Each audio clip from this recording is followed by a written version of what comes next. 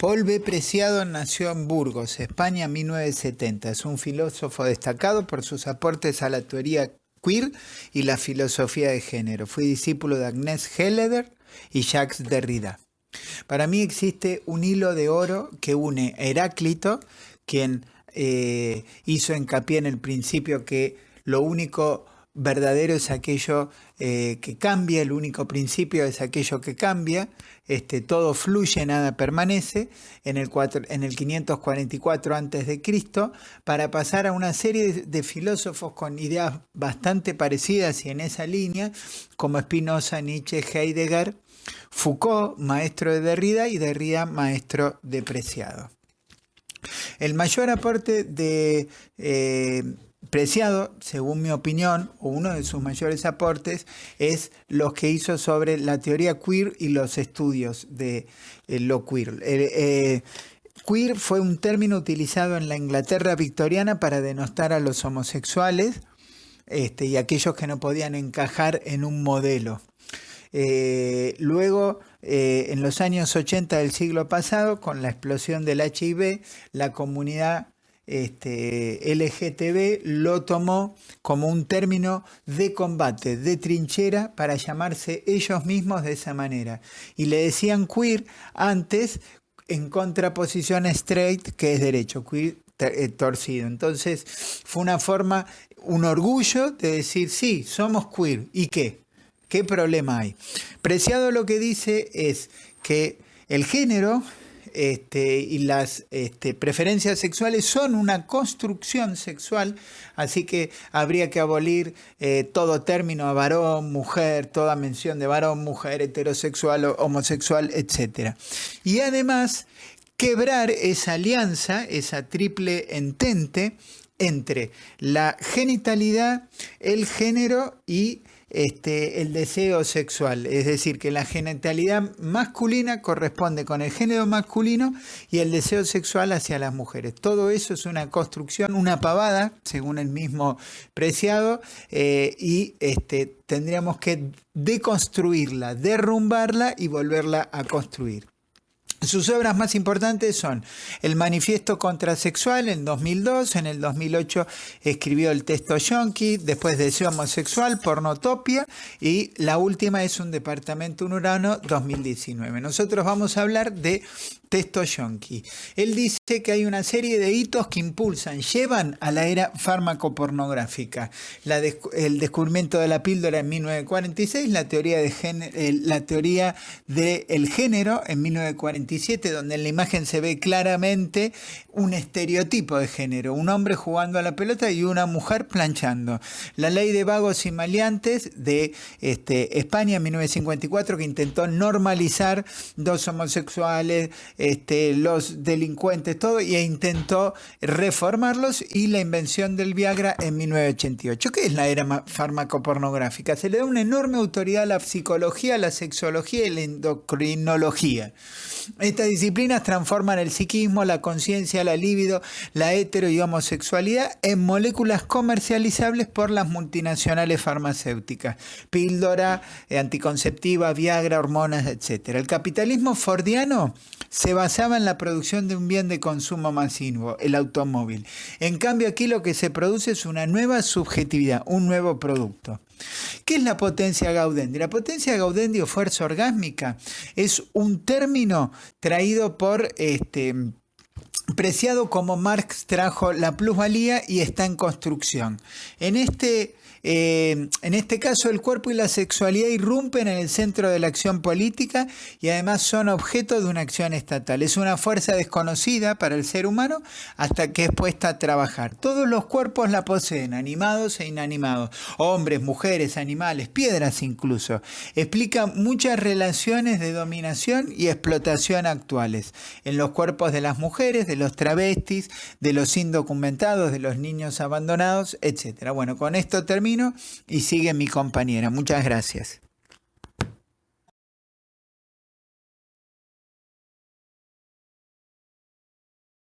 El sexo, la sexualidad y posteriormente el género han desempeñado distintas tareas y han funcionado como distintos mecanismos para el poder a lo largo del cambio de las sociedades. Siguiendo una clasificación tomada de Foucault, Preciado nos presenta 3 sociedades: la sociedad soberana, la sociedad disciplinaria y finalmente la farmacopornográfica.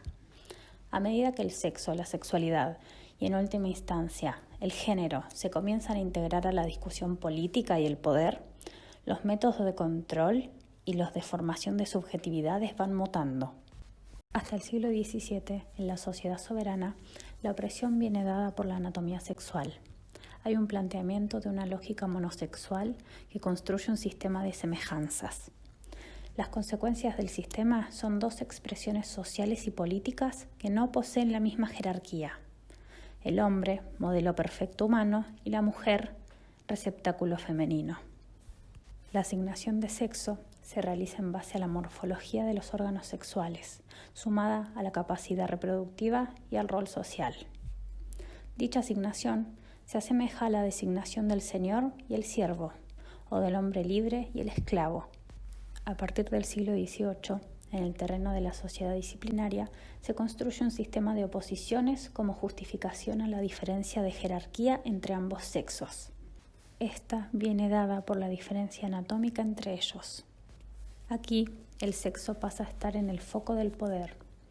La sexopolítica, en tanto forma de producción de subjetividad, es un agente de control y un modo de construir un modelo de vida basado en las concepciones de masculinidad y feminidad y las técnicas de normalización de las identidades sexuales. Entonces, la sociedad disciplinaria se encuentra dominada por una diferencia sexual y por la producción de un individuo que posee una identidad y una única verdad sexual. En términos de Foucault, los cuerpos se vuelven individuos que hay que corregir. En cuanto a los dispositivos de control, son sistemas duros y externos de producción de subjetividad a través de técnicas mecánicas y arquitectónicas. Es decir, que son tecnologías que, como aparato arquitectónico, controlan al cuerpo desde el exterior. A partir de la Segunda Guerra Mundial se desarrolla el régimen farmacopornográfico. Utilizando las nuevas tecnologías del cuerpo, que son biomoleculares, digitales y de transmisión de la información a alta velocidad, para construir subjetividad genera un nuevo modo de control que es el sexo microinformático. Por ende, el poder se mete en el cuerpo, se diluye en él en tanto la tecnopolítica toma forma de cuerpo. Es decir, que los dispositivos de vigilancia y de control se miniaturizan, se internalizan e invaden el espacio íntimo, se vuelven el cuerpo. En relación a esto, se construye la noción de género y se origina la aparición y desarrollo de técnicas farmacopornográficas de normalización y transformación del ser vivo. Alrededor de esta noción, que Preciado corrige por la de tecnogénero, por todas las técnicas en torno a ella, se construye un aparato tecnopolítico de control y construcción de subjetividades. Ejemplo claro que muestra el pasaje de una sociedad a la otra, con sus respectivos mecanismos de control y de construcción de subjetividades, es el caso de la mujer barbuda. En la sociedad soberana, es considerada mujer en tanto puede desempeñar su rol social y su capacidad reproductiva, sin importar la talla y forma de sus órganos sexuales, ya que puede amamantar a su hijo, por ejemplo. Por el contrario, en la sociedad disciplinaria eso no basta. Debe adaptarse a la norma en torno al vello facial femenino y no lo hace. Presenta una divergencia corporal frente a la norma que la vuelve objeto de observación científica o de espectáculo circense. Finalmente, en la sociedad farmacopornográfica pasa a ser un caso clínico de hirsutismo. Se vuelve potencial usuaria del sistema de sanidad y consumidora de moléculas fabricadas técnicamente para lograr la normalización hormonal. Pero como dice Paul B. Preciado, hay una multiplicidad de cuerpos que se alzan contra los regímenes que les construyen como normales o anormales.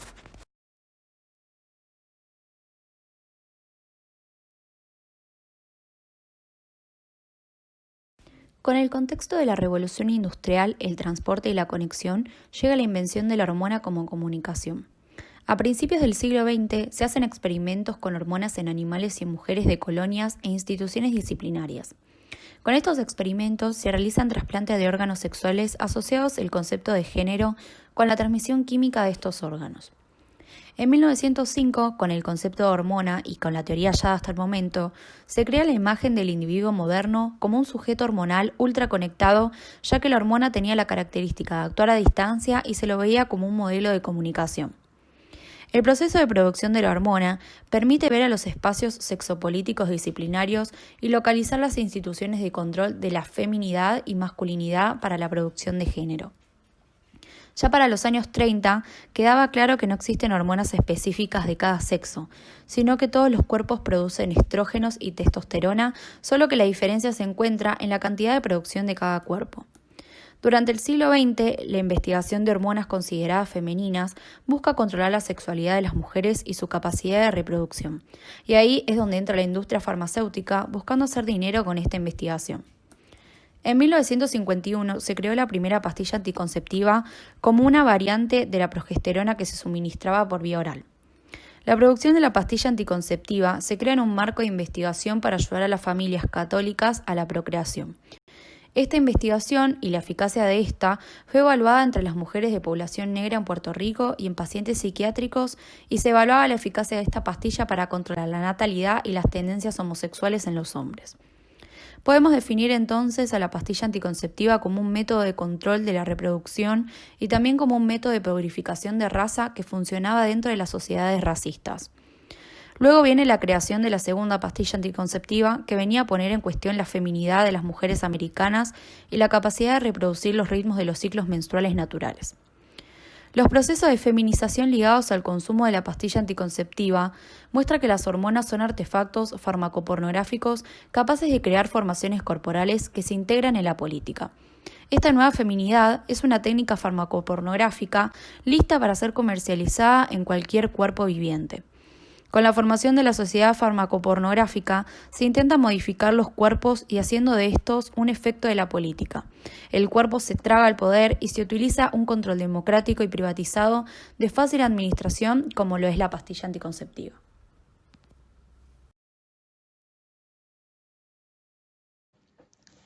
A partir de la segunda mitad del siglo XX, bajo el programa sexopolítico y el farmacocapitalismo, las industrias farmacéuticas logran evolucionar los métodos de control de la sexualidad de las mujeres cis.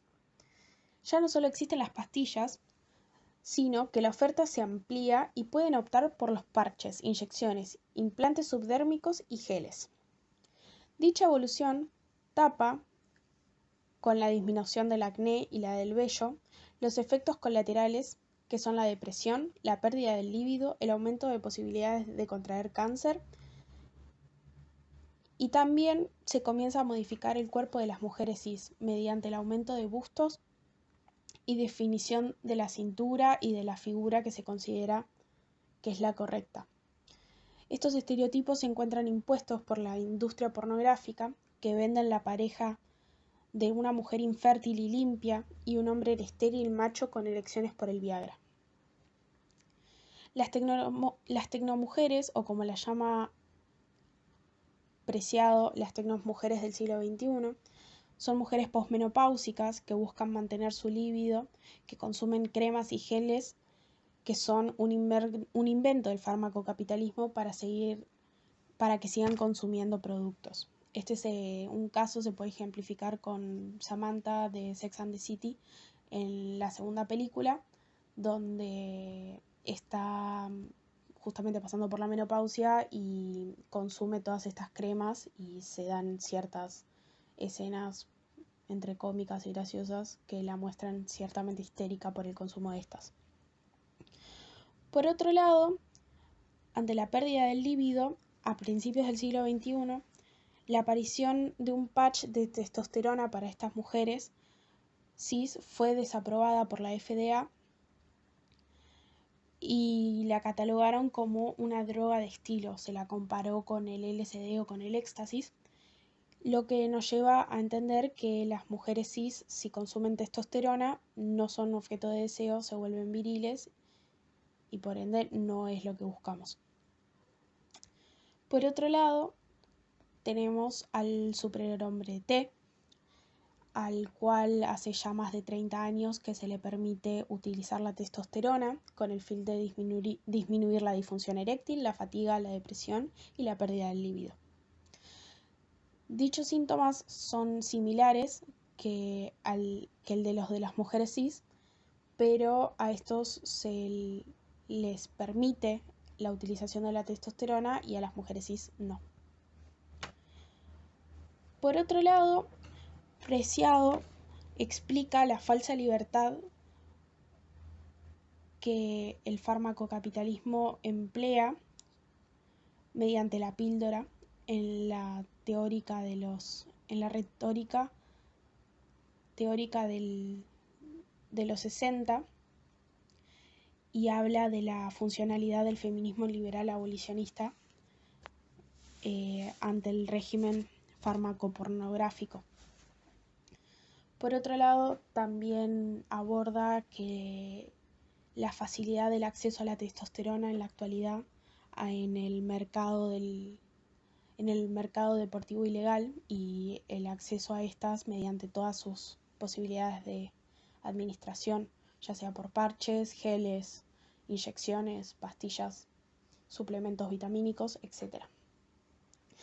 Pero plantea que tal vez las mujeres cis no lo quieren consumir porque esto las dejaría fuera del mercado heterosexual, ya que una mujer cis a los 45 años se vuelve obsoleta y un hombre cis hasta los 65 sigue siendo útil. Por último, cuando habla de la caja negra hormonal, me gustaría cerrar con que explica que las mujeres cis no son libres, no tienen posibilidad de elegir realmente y son objeto y parte del régimen fármaco-pornográfico. Por otro lado, la apreciación final de Preciado sobre todo esto es que finalmente los hombres cis terminan pareciendo mujeres con más o menos testosterona, pero se les enseñó que valen más solamente porque tienen pene, digamos. Mientras que las mujeres cis son hombres que se encuentran quirúrgica y endocrinológicamente tratados, con más o menos sofisticación en entramados del colágeno sintético, silicona implantada, estrógeno activo y falta del reconocimiento político.